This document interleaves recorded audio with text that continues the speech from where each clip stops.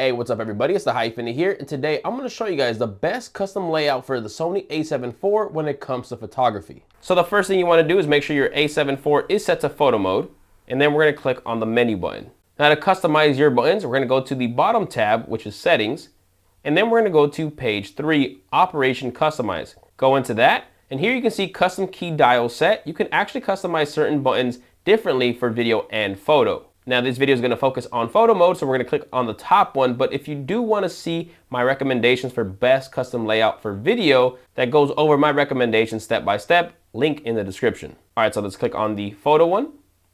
So here we have 5 different pages we can customize. I'm going to take you page by page and button by button. Number 1 here is the AEL button on the back of the camera. I have that set to focus magnifier. This allows me to punch in on my frame so that I can look more closely to see if what I want in focus is sharp. Now this doesn't work in autofocus continuous mode, but it works on mostly every other mode. I actually use this when I'm shooting in manual focus mode, mostly when I'm shooting scenic or landscape photography. So let me show you how that works really quick. If I click the AEL button, you get a prompt here saying that it does not work in AFC. So we're going to go ahead and change the mode to manual focus. And then if I click the AEL button, there's a box. I can move this box if I want to. And then I can press the AEL button again to actually zoom in. And then here I can still use the joystick to move around the area that I want to zoom in on. Click the button again, and then you'll zoom in even more. Now this does not crop or zoom the actual frame. So if I actually shoot a photo right now with it being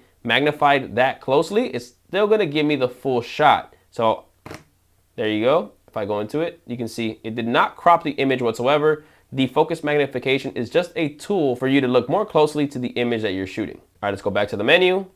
Now number 2, which is the AF on button on the back of the camera, I have set to switch right left eye. Now pressing that button will go back and forth between right or left eye for autofocus tracking. This allows me to manually choose which eye I want the autofocus to lock onto. When you're shooting portraits, you want the eye closest to the camera to be the one in focus. The A7 IV does a great job of detecting the closest eye to the camera, but sometimes it'll automatically go to the further eye. So if you want to make sure that you're getting the correct eye in focus, this is the best way to do it. Number 3, which is C1, I left at white balance. Number 4, which is C3, focus mode. Number 5, which is the trash can button, or C4 on the back of the camera, I have set to monitor brightness. Now that's great if you're shooting outdoors, because then you can easily go into sunny weather and it makes your LCD display much brighter. Though I definitely don't recommend having that on when you don't need it. All right, now we're gonna go to the second tab, rear 2.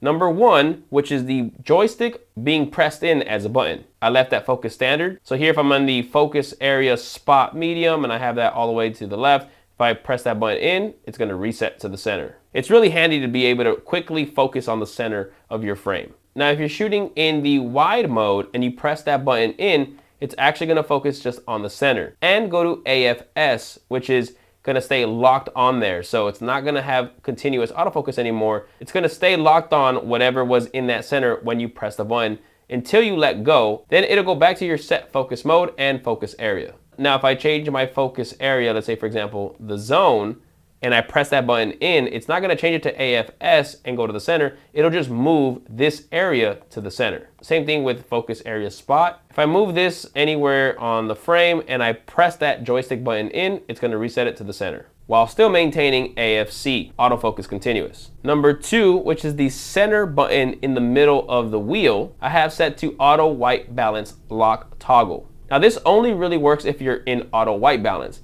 where whenever you're moving around, your white balance can shift automatically. Let's say you like the white balance that your camera automatically chose and you want to keep it locked in, you just press that button in and you'll see there in the bottom right corner it says auto white balance lock. Now the white balance will not change even if your environment or lighting changes until you press the button again and let go of that lock. Now that wheel does have a left, up, right, and down button. The left button, which here is number 3, I left at its default, which is drive mode. The right, which is number 4, I also left at its default, which is ISO. Up is not selectable, that's always going to be display. Down, which is number 5, I changed to finder monitor select. Now this thing is really awesome. because this allows you to manually choose if you want to go from your LCD or your viewfinder. By pressing down once, it'll switch between the two. Now, Sony cameras have a sensor around the viewfinder. If you get close or cover the viewfinder sensor, it automatically turns on the viewfinder, assuming that your face is close to the camera and you're trying to look through the viewfinder. The problem though is that sensor is very annoying and is too easily triggered. So sometimes you'll be in the middle of a shoot using your LCD and then the screen goes out because you get too close to that sensor and then the feed switches to the viewfinder. It's so annoying. So in the settings, I actually went to page 7 on the last tab, which is select finder monitor, and I put manually monitor, which is the LCD screen. This way, the viewfinder is always off. It will not turn on whatsoever by getting close to the sensor. The only way to turn on the viewfinder and turn off the LCD or the monitor is by using that programmed button that I just showed you, which is here, finder, monitor, select. So by using that button, you don't have to deal with that super annoying auto switching issue that happens when you get close to the sensor. Next, we're gonna go to page 3. The top, movie shooting and focus area, I left those at default. If you wanted to customize that record button for the photo mode, you can choose anything that you want for there, but honestly, I just left it as is. For the lens, I also put the switch right and left eye, which we currently have on number 2, which is the AF on button on the rear of the camera, and I tend to really use this on bigger lenses. Now for the last page, I actually left this default. I didn't mess with any of this. This is for dials and wheels, except for the last one. The control wheel, I actually have set to white balance, color temperature. Now what that allows me to do is if I want to dial in a custom white balance with color temperature, here for example, I know that I want to shoot at 3200 Kelvin. Now this doesn't look good in this room because this room is actually set to 5600 Kelvin. But let's say for whatever reason, I wanted to choose 3200 Kelvin. Once you have the color temperature Kelvin selected, that control wheel can actually be used to change the color temperature. Now this I use mostly in video, though sometimes when I'm using LED lights and I'm doing photography with continuous lighting, this is where I definitely like to dial in my Kelvin.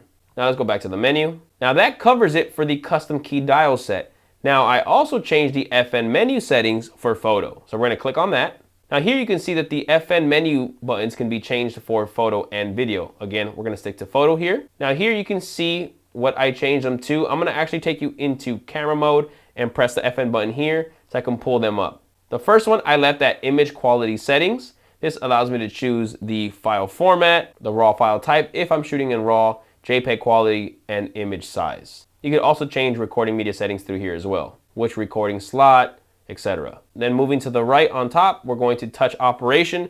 Now, I don't really use the touch operation when I'm shooting in photo mode. I usually use it more in video mode.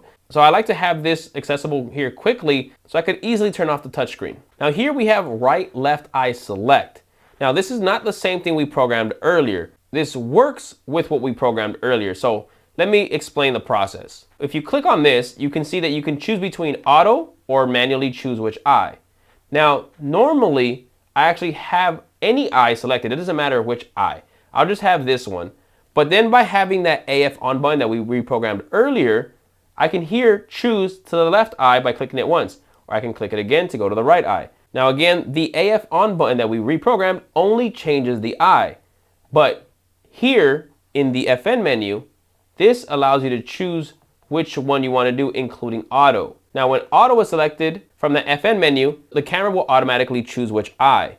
And when you're in auto mode and you click on that AF on button that we reprogrammed earlier, you'll see here that you can also still choose the right or left eye auto. But what this will do is it will choose the right eye for a moment, but then it goes back to auto mode, which is why here in the FN menu, I first choose the eye. It doesn't matter which eye, and then I can click on the AF on button that we reprogrammed so I can choose which eye I want without it switching back to auto. But for now, I'm gonna go back to auto. Then next I have silent mode. I tend to use that kind of often, so I like to have that there. It'll automatically change your shutter from mechanical to electronic. I'm gonna go ahead and turn that off for now. Then I have zebra display, which if you have on, will show you zebras on anything that's overexposed. Next, I have APS-C 35 shooting. Now this allows you to go to APS-C mode, and here you can have it off, auto, or on.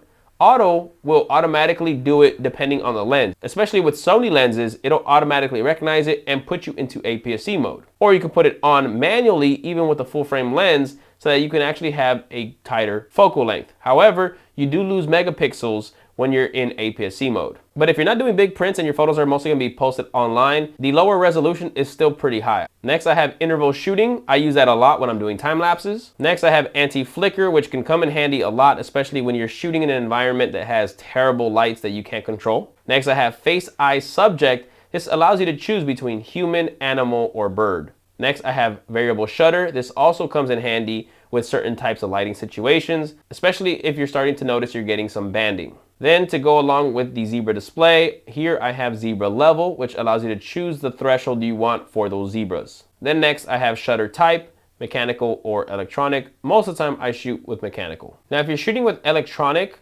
or you're shooting in silent mode, sometimes you can get banding with certain types of lights, and you can actually do the variable shutter here to kind of help compensate with some of those issues. I'll probably make another video going more in depth on that process. And that pretty much covers all the custom buttons that I recommend. So there you guys have it. That's what I think is the best custom layout for the Sony A7 IV in photo mode. Now, if you want more Sony Alpha videos, I do have a playlist on this channel all about Sony Alpha products. Please make sure to drop a like on this video, drop a comment below if you have any questions, and please make sure to subscribe. I have a lot more videos coming soon. I'll catch you guys on the next one.